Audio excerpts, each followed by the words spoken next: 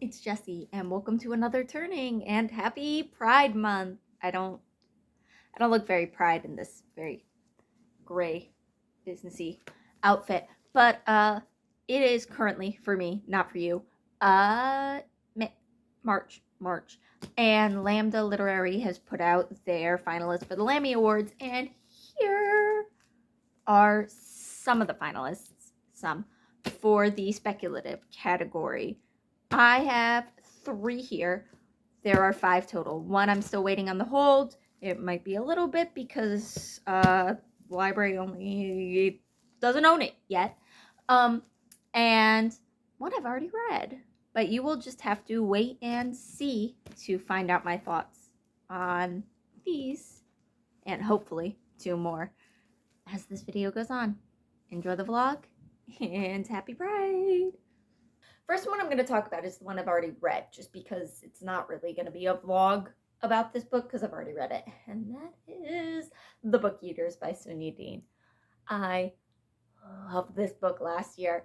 I read it in October. It's technically part of the Trick or Treat-a-thon, so go ahead and watch my wrap-up for that if you're interested in my thoughts more immediately after I read the book, but I still love it this far after the fact. So this is what, 5 months later?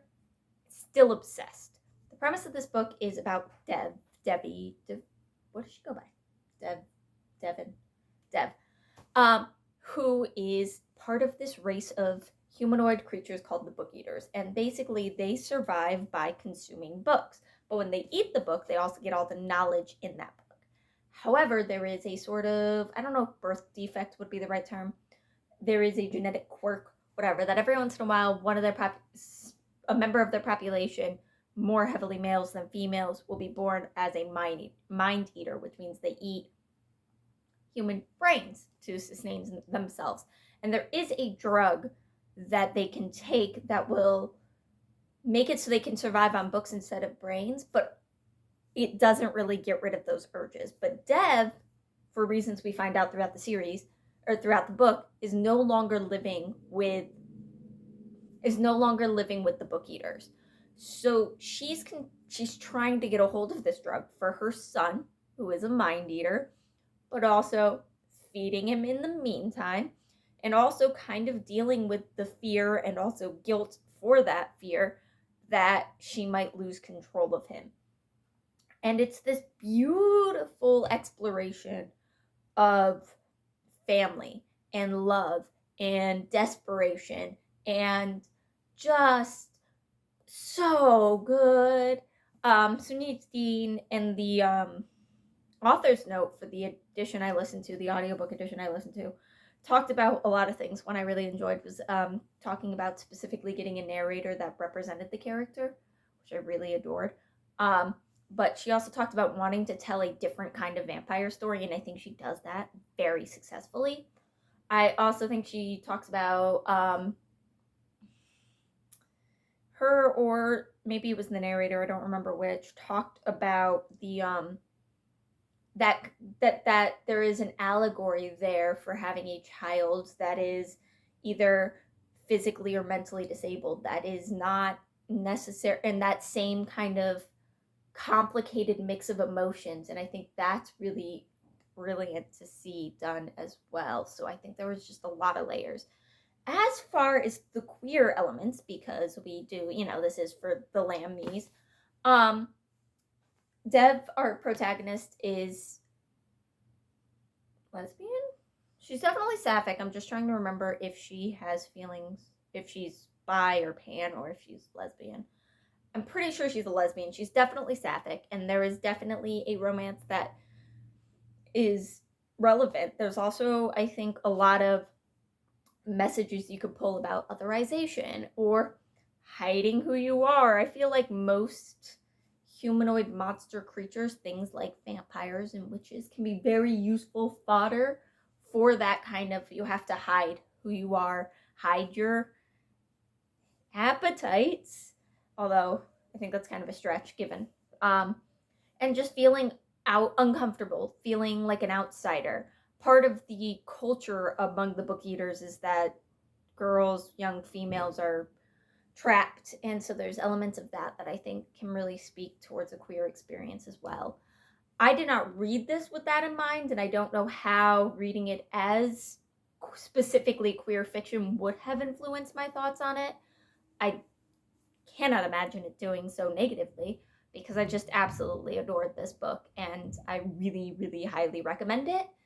Will it be the one I think wins? I don't know. I have to read the other books first, but right now it certainly doesn't seem unlikely to me. I adored it.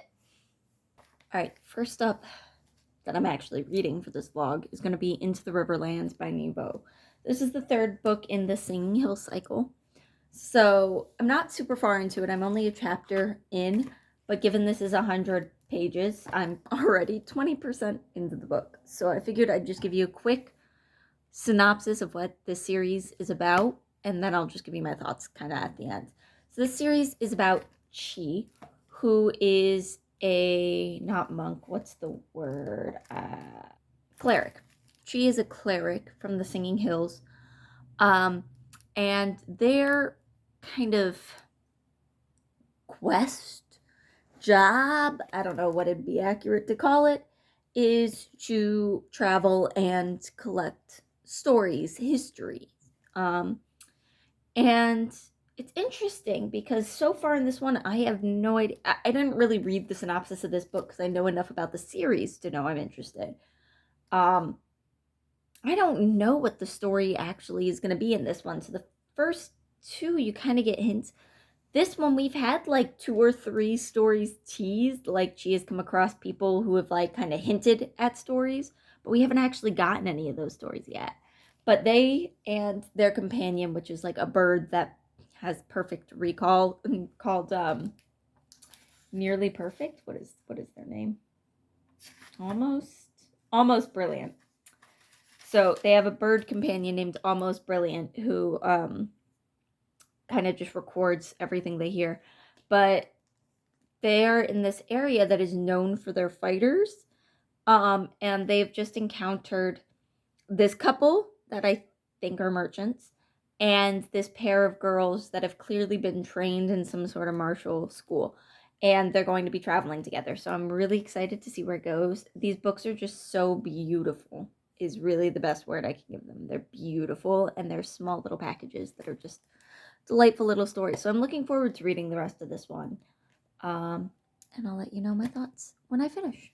It's only a day later because this is so short. I finished Into the Riverlands. I really liked it. I think I liked it more than the second one, and I definitely liked it more than the first one. But if I'm being honest, the biggest flaw with these is that they're not super memorable. I mean, they're a little memorable, but like over time they fade very quickly. Now, it specifically says on the back that you can read these in any order. I kind of disagree with that. Oh, that was probably really loud, sorry. I really do think this one needs to come after the other two. Now, those ones you can probably read either way, but mostly because this one really seems to be starting to let the reader get to know Chi better than previously, because the way these books work is Chi is traveling with somebody, you're spending time with somebody, and you're getting some story that person is telling them. The first one was Chi was staying at a house, and the lady running the house told them a story about how this empress came to power. And then the second one was about Chi was traveling with a mammoth rider, and there were, I think, 2 different stories they got told in that one. And this one, she is traveling with these 4 people, and there are stories throughout it. We get a couple short stories, and then there's one chapter dedicated to a specific story, but it's a lot more about the trip itself. And interestingly, it's about everyone, including Chi, whereas the previous books, the storyteller has really been the focus. So I think that's an interesting difference with this one, so I wouldn't recommend starting with this one. But I liked it, and I am going to read, just because sometimes I can't say things better than the author themselves, a little thing from Nevo's acknowledgments at the end that I think really sum up what this book is about.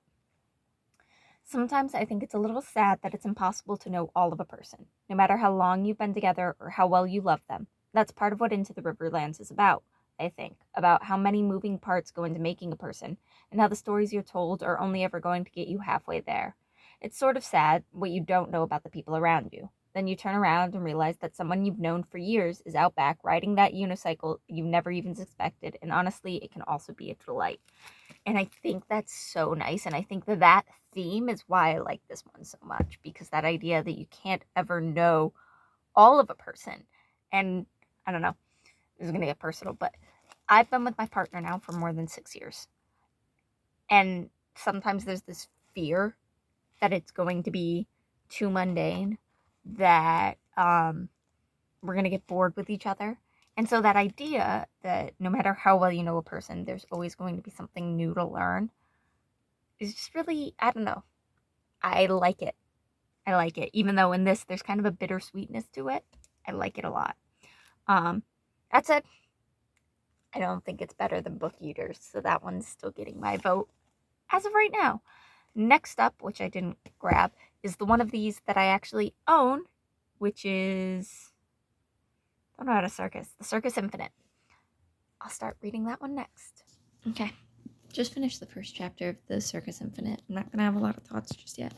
I bought this book. I actually bought it. A friend was visiting, and I saw it, and I love the cover, first off. Like, the color's fantastic, but also it's got, like, so much texture to it.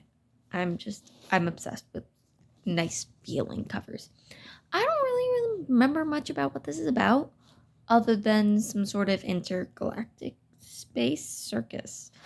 First chapter told me even less than that. We follow Jess, who is half human and half Riverlands, which is some sort of alien species.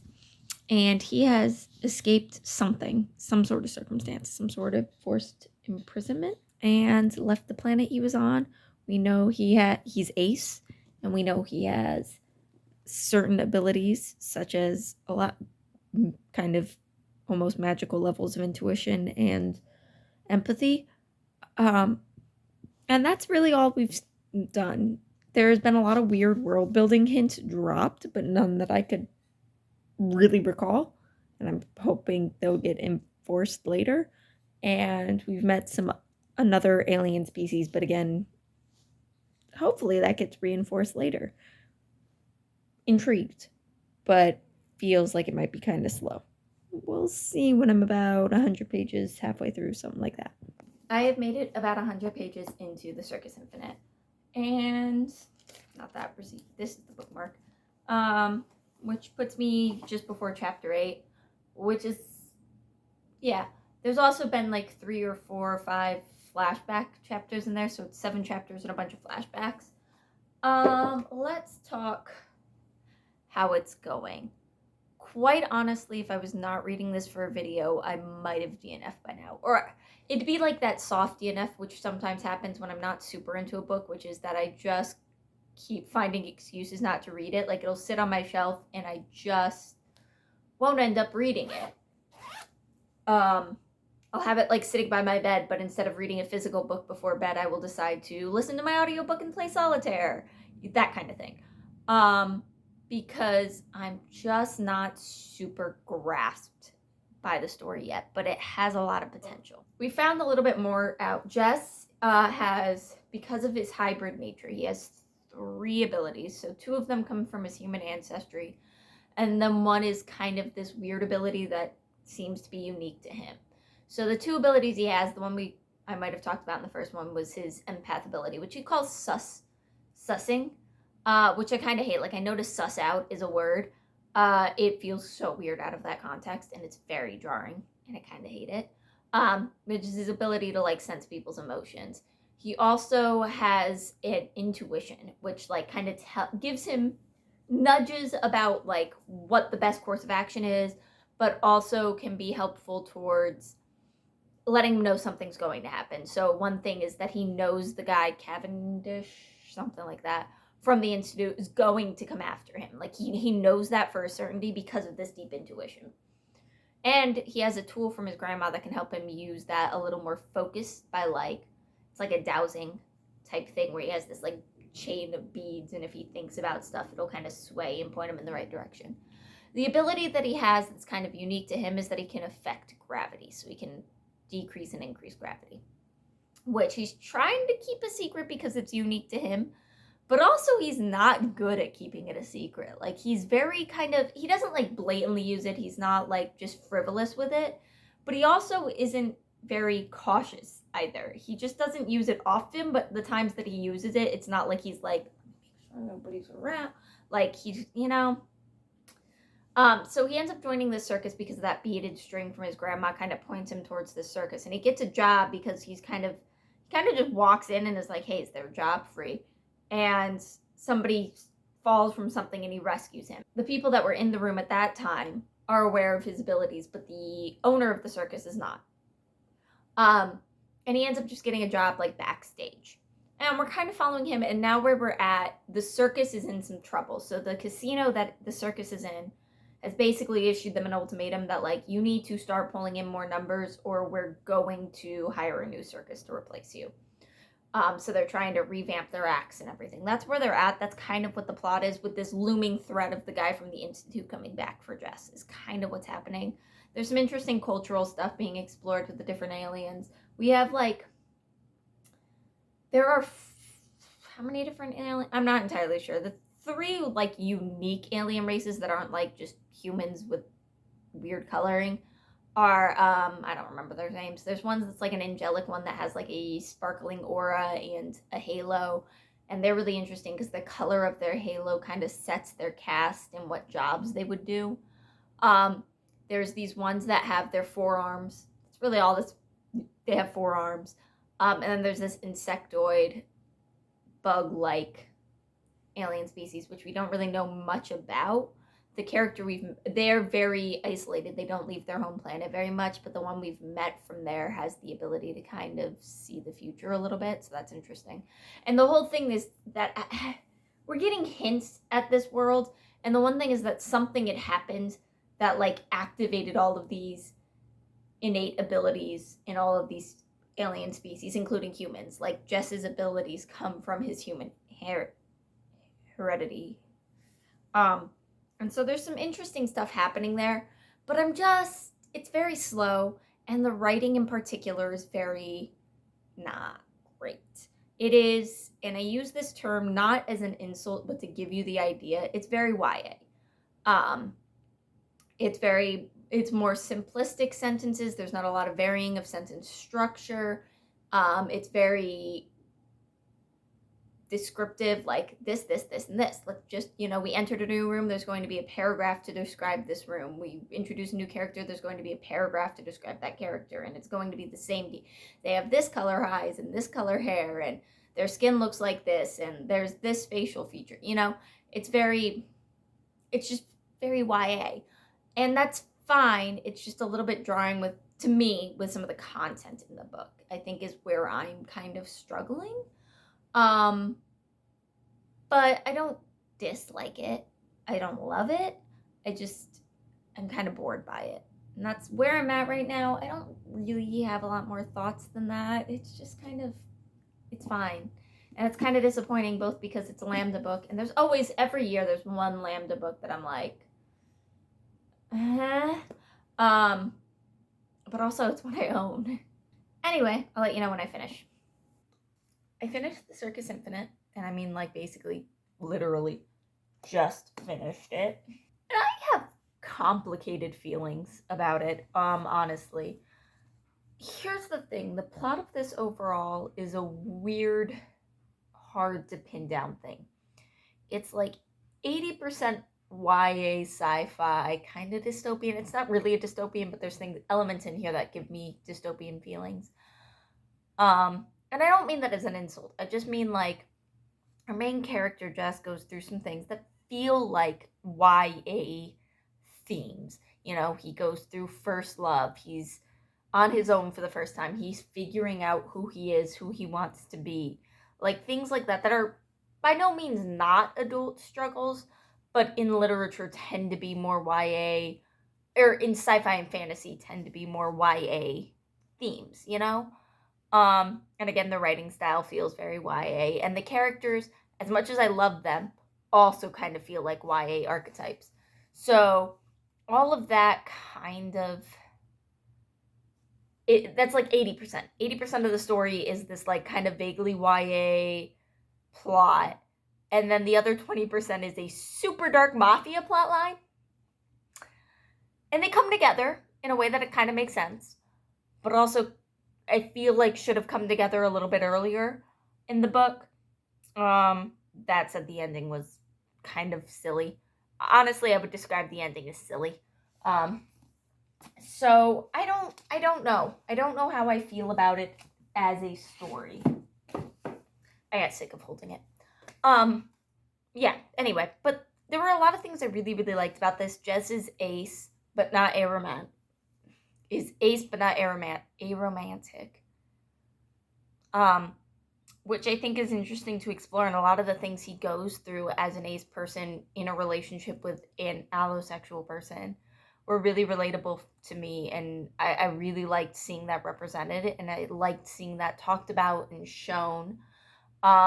I think the found family aspect of this was really interesting, insofar as it wasn't an easy found family, you know?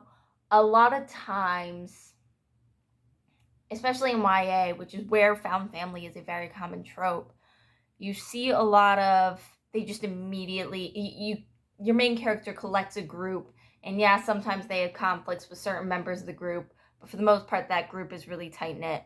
And I really liked that this circus wasn't that.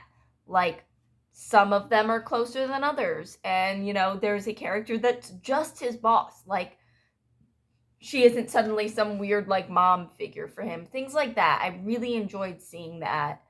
The characters are all mostly wonderful. The villains are a little cartoonish. There's also a lot of red herrings towards the ends that all are mostly useless. But for the most part, I really like the characters. I would love a hug from Quint. I love Kushonar. I kind of wish he was in the book more. The world building is fantastic. I absolutely adore all the things we learn about this universe. So there were a lot of things in here I really, really, really loved. I just did not like the plot at all. And it's hard to get over that, you know? It's hard to look at all of these pieces and just, they didn't come together in a way that was enjoyable for me. Like, it was a drag to get through this, and luckily I saw that my library had the audiobook so I could immersion read and get through it a little more quickly. But it just, something about it just didn't quite click. It's definitely more memorable than Into the Riverlands, but still not nearly as good as the Book Eaters. And with that, next one is going to be The Paradox Hotel. I have literally no idea what that's about. Do I want to find out? Should I find out what it is? Let's find out. An impossible crime, a detective on the edge of madness, the future of time travel at stake. Detectives are hit or miss for me. Last year I thought I loved them, and then I read one book this year, and it's kind of suddenly I think I hate them. And time travel is also very hit or miss. I'm not sure about this one right now. In January, Cole's, what a name, job just got a whole lot harder. Not that running security at the Paradox was ever really easy. Nothing simple at a hotel where the ultra-wealthy tourists arrive costumed for a dozen different time periods, all eagerly waiting to catch their flights to the past, or where proximity to the time port makes the clocks run backward on occasion, and rumor has it allows ghosts to stroll the halls. None of that compares to the corpse in room 526, the one that seems to be both there and not there, the one that somehow only January can see. I'm intrigued. But that'll be the next one I read. And then hopefully by the time I finish this, my library will have acquired the other one. Whatever the other book is. I hope. Otherwise, maybe I'll borrow it. Will this be the year I finally get to read all of the books? Who knows? Alright, I'll talk to y'all soon. I've started The Paradox Hotel. Do I want to leave that there? Yeah, sure, why not? I've started The Paradox Hotel. I am, I think, 3 chapters in, so I actually got the audiobook of this to read. And I'm glad I have it, because I needed... Why they just make so much noise. I got the audiobook, and I needed an audiobook, so I'm just listening to this. I'm not, like, immersion reading it. I might at some point, but mainly I'm reading this through audiobook. And I know these chapters don't have numbers, and I hate that. Like, I love chapter titles. I think books really should have chapter titles. But you should also still have numbers. But I'm somewhere in the chapter titled Event Symmetry. Somewhere in there. It's about 80 pages in, so why are the pages different colors? See that? There's like a strip that's like a brighter white for some reason. Anyway, so I don't know, maybe not even a third of the way in yet. I'm intrigued. January as a character is certainly interesting. She's very jaded, like very jaded. And we don't really know why. We know there's something with a partner, girlfriend, wife, spouse, I don't know, that died at some point, and we don't really know the details of that yet. January is also unstuck from time. She has, I'm actually going to do that while I talk to you. She has an issue with time, and that she just doesn't quite view it the way we do. Every once in a while, she will have an issue where she just, what's the word I want? She'll have visions of different times, or she'll have memories that surface, or sometimes she sees things out of order. And then there's weird things happening at this hotel. So this is like a hotel people come and stay. It's like a resort, but they also have excursions to different significant moments in history. But there's weird things happening. Their clock is skipping. It's like jumping back and forth between time. She had a vision of somebody's dead body. But that guy is somebody that isn't showing up on security cameras. So she like knows somebody's going to be murdered. And she knows he's in the hotel, but like he's not on any security footage. And also somebody had velociraptor eggs hatch. It's definitely interesting and it's definitely fun, but we really haven't gotten a lot of plot yet, which is a little weird. Like there's things happening, but we haven't really gotten to the investigation. The big thing that's happening with the hotel right now is that it's owned by the government. It's a public institution, but at this point it's not really making money. So they're selling it. They're going to privatize it. And so there's like 4 different bidders there. And I think January as a character is really interesting. She's very anti-capitalist, bless her heart. She hates all these rich people that come to the hotel and treat the staff like crap and are terrible people. And so like good for her. But she also treats everybody else like crap too. Like, I don't know. Like she has this robot Ruby who I absolutely adore. And she just like is an awful person to this robot for no reason.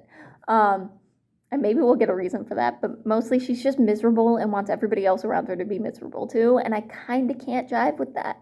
But I don't hate her. Like, she's not giving me, like, Miller in The Expanse.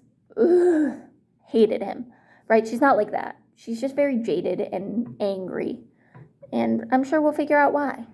But she's definitely an interesting character to follow, and I'm intrigued by the book. Okay. I finished The Paradox Hotel. And honestly, after that first update, like the first like 80 pages or whatever it was that I updated you, I kind of fell in love with this book. I think a big part of it was that after that section, I really came to like January a lot. So like I talked about in that first section, she's a very jaded character. And that doesn't always work for me, especially if I don't really understand why that character is jaded. But we learn very quickly why she is, and it gets deeper and deeper as we go in. But, like, it's clear after briefly being with this character that this is about grief. This is a character grieving, and that a lot of her actions are informed by that grief. And I thought that made her a much more compelling character than just, oh, she's jaded because she had a bad childhood. And don't get me wrong, that, like, factors in. But, like, it's so interesting. So I ended up really, really loving this book, and I got really absorbed in it. I stayed up way too late last night reading it. I haven't picked up Rhythm of War because of it. I have like 2 weeks before JordanCon. That's not going to work well for me. But the ending kind of let me down. I don't know. I think if I sit with it, I'm gonna like the ending more. Or if I reread this, I would like the ending more. But right now, I just feel like, that's it? But also it kind of makes sense. Maybe. I don't know. I needed just a little more to really feel that ending. But again, this feels like something that on a reread, I'm going to really appreciate that ending. Or after sitting with it, I'm going to really appreciate that ending, you know? Anyway, I thought this was really good. I thought the mystery was fun. I was interested in the mystery, which is rare for me. Like, I don't think I'm a mystery girly. I keep trying different ones. I've tried classic mysteries, I've tried modern mysteries, and they don't always click. That said, I did really like Lavender House. I don't know, maybe you just need to make them gay, and I get much more invested. That's it. The mystery in this one worked for me. I was intrigued. I was curious, but maybe, I don't know, because it wasn't like a murder mystery. It was like something weird is going on in the timeline mystery. Maybe that's what made it more interesting for me. I don't know. Something about that worked. I do think, though, I don't know, I kept going back and forth on this. I thought about halfway through this book, I was convinced this was for mystery readers. You know, you have something like, I can't think of an example, but like you can have mysteries that are for sci-fi and fantasy readers, right? This felt like sci-fi for mystery readers for most of it. And then as I got closer to the end, the sci-fi element started to become more and more prevalent. Not that it ever wasn't. Like literally from page 1, we're talking about weird time stuff. So I don't know. I keep going back and forth on that.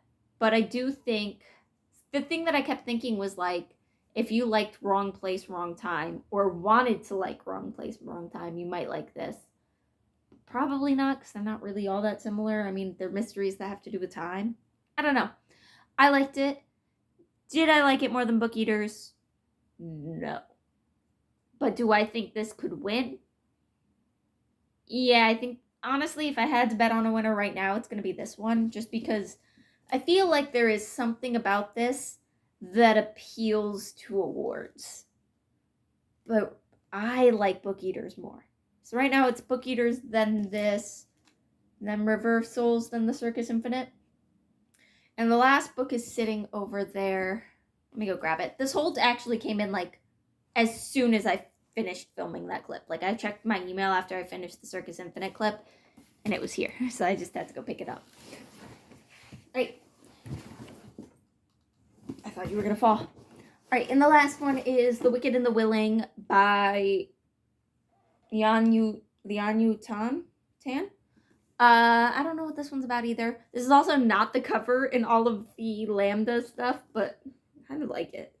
Kind of hate it. It's definitely in like Uncanny Valley vibes, but maybe it's meant to be, it's a female gothic horror vampire novel.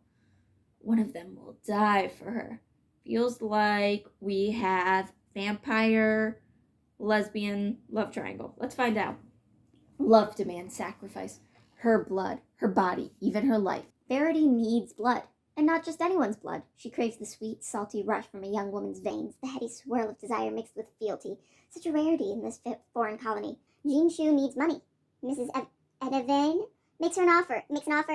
Jean Shu can't refuse, but who is her strange, alluring new mistress? Po Lam needs absolution. After decades of faithfully serving Mrs. Edevane, Po Lam can no longer excuse a life of bondage and murder.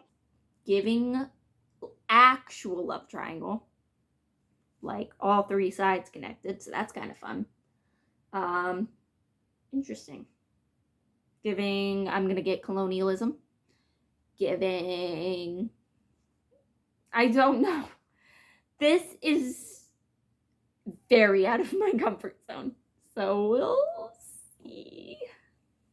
I'm about 90 pages into The Wicked and the Willing. I've just finished chapter 12. I'm not sure on this yet. So my first impression was that the description feels rather YA. But there's a lot of warnings at the front that's just like, hey, this is adult, there's going to be triggering content, none of which I've really reached yet. So, I don't know. Tonally, it feels kind of in between the two, but like a lot of the tropes feel a little YA. And so I'm kind of on the fence still. Our main character is very young, so that kind of feels more YA. We'll see where it gets to. Right now, I'm confused a little on it. But what we've got is our main character. Let me try to get the pronunciation of these names down. Jinshu, and then who is just taken, her father just passed away, so she has a lot of debt she needs to pay off. And so she takes this job with this European woman who, there are a lot of rumors about her. She lives on her own. Generally, people are a little wary of going into her manor, so she gets this job, and it's weird. And we very quickly find out she's a vampire, but she's not like other vampires. Her whole thing, she has her like own moral ideas, and it's not really well defined at this point exactly what they are. We know like she won't feed on thralls, which are like humans that are kept for feeding purposes, but she has no problem killing people to feed, but she tries to do it no more than like once a month.